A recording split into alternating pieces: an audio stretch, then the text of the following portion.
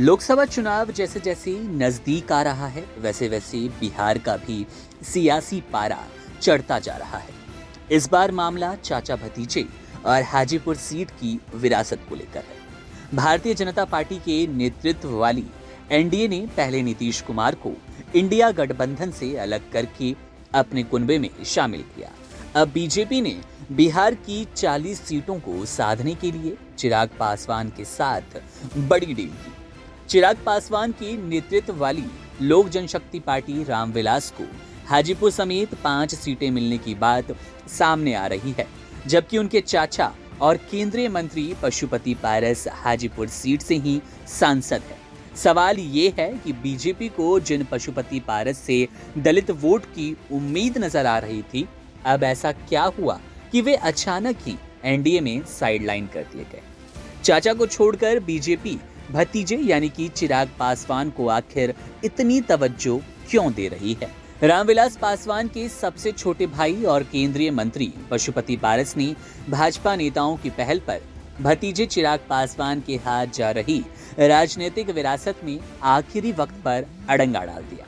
इससे लोकसभा चुनाव के ऐन मौके पर एनडीए के लिए बिहार में लोकसभा सीटों के उम्मीदवारों की घोषणा करना मुश्किल हो गया। एनडीए की घमासान से फायदा उठाने की चाह में ही इंडिया गठबंधन ने भी सीटों के बंटवारे की घोषणा फिलहाल टाल दी। इंडिया गठबंधन को मुकेश सहनी का भी इंतजार है, जो एनडीए से टिकट नहीं मिलने की सूरत में वापस तेजस्वी के पाले में आ सकते हैं। अब आखिरी वक्त में रामविलास पासवान की विरासत का विवाद सुलझाने के लिए कई राउंड की बैठकों के बाद भारतीय जनता पार्टी के शीर्ष नेता इस निर्णय पर पहुंचे थे कि चिराग पासवान के नेतृत्व वाली लोक जनशक्ति पार्टी को एनडीए में शामिल किया जाए और सीटों का समझौता चिराग गुट तक ही सीमित रखा जाए। बदले हालात में चाचा पशुपतिनाथ पारस को फिलहाल केंद्रीय मंत्रिमंडल में शामिल तो रखा जाए, मगर आगे राजनीतिक वनवास के लिए मना लिया गया है।